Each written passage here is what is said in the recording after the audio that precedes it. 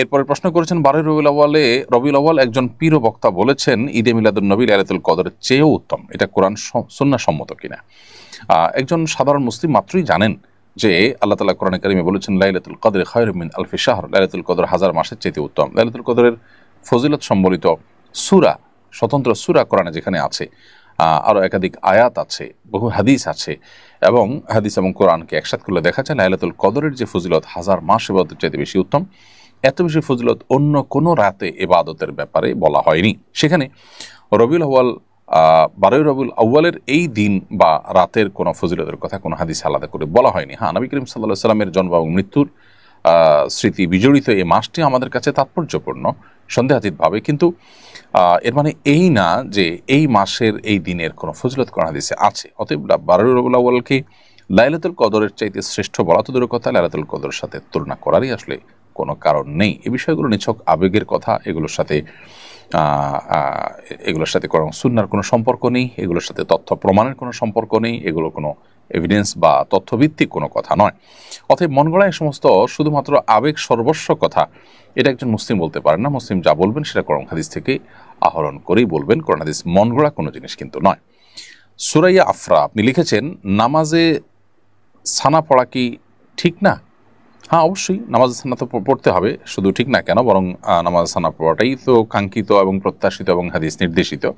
তবে কোনো কারণে কেউ যদি সানা না পড়েন বা পড়তে ভুলে যান তাহলে তিনি গুনাহগার হবেন না, তার নামাজ হয়ে যাবে। কিন্তু সুন্নার ব্যতিক্রম হলো একটা সুন্নাহ ছুটে গেল, কোয়ালিটি একটু কমে গেল, জাস্ট এটুকু। তো এই জন্য নামাজে সানা পড়ার চেষ্টা করতে হবে। নবী করিম সাল্লাল্লাহু আলাইহি ওয়াসাল্লাম সানা পড়তেন। সানা মানে হলো নামাজের শুরুতে সূরা ফাতিহার আগে যে দোয়া পাঠ করা। এখানে সানা না বলে আমরা এটাকে দোয়া ইস্তেফতাহ বলতে পারি, আরও ভালো হয়, কারণ এই জায়গায় নবী করিম সাল্লাল্লাহু আলাইহি ওয়াসাল্লাম অন্য যে আরও একাধিক দোয়া রয়েছে সেগুলো দেখা যায় যে আল্লাহর প্রশংসা জ্ঞাপক বাক্যের পাশাপাশি আল্লাহর পবিত্রতা জ্ঞাপক আপনার আনুগত্য প্রকাশক বিভিন্ন দোয়া তিনি নিবেদন করেছেন, বাক্য তিনি পাঠ করেছেন। সেজন্য এটাকে দোয়া ইস্তেফতাহ অথবা সানা দুটোই বলা যায়। তো দোয়া ইস্তেফতাহ এটা নবী সাল্লাল্লাহু আলাইহি ওয়াসাল্লাম সূরা ফাতিহার শুরুতে, সূরা ফাতিহার আগে অর্থাৎ সূরা হাত বাদে নামাজের তাকবীরে তাহরিমের পরে, এরপর ইস্তেফতাহ দোয়া বা সানা পড়ে তারপর সূরা ফাতিহা সহ অন্যান্য সূরা শুরু করতেন। তো এই জন্য এটা সুন্নাহ। অতএব এই সুন্নাহটাকে আমল করার সুযোগ থাকলে অবশ্যই সেটি করা উচিত। এরপর ইখতিয়ার উদ্দিন আপনি লিখেছেন মসজিদের নামে ওয়াকফকৃত সম্পদ কোনো ব্যক্তি প্রতিষ্ঠান বা ইসলামী ট্রাস্টের নামে হস্তান্তর বা লিখে দেওয়ার অধিকার কারো আছে কিনা? কেউ যদি দাতাদের অনুমতি নিয়ে করে এটা বৈধ হবে কিনা? এরকম করা হয়েছে, এখন করণীয় কি? মসজিদের নামে যে জিনিসটা ওয়াকফ করা হয়েছে, দান করা হয়ে গেছে, এটা মসজিদের হয়ে গেছে।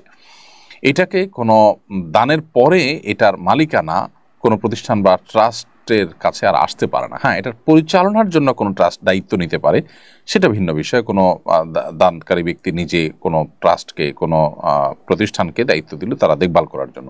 মসজিদের নামে যেটা ওয়াকফ হয়ে গেছে ইতিমধ্যে, সেটা আর পরিবর্তন হয়ে কোনো ট্রাস্ট, কোনো প্রতিষ্ঠানের মালিকানা সেটা যেতে পারে না। কারণ ওয়াকফের জমি আসলে কোনো পরিবর্তন করা যায় না, এমনকি ওয়াকফের জমি বিক্রি করা যায় না, সেটার ওয়ারিস হিসাবে ভোগ করা বা ওইটা ওয়ারিসদের মধ্যে ভাগ করার কোনো স্কোপ নাই। এটা স্থায়ীভাবে আল্লাহর ওয়াস্তে দান হিসাবে বিবেচিত হয়। সেজন্য এই ট্রাস্ট বা প্রতিষ্ঠানের নামে এ ধরনের ওয়াকফের সম্পদ বা মসজিদের সম্পদ এটা দান করা যাবে না।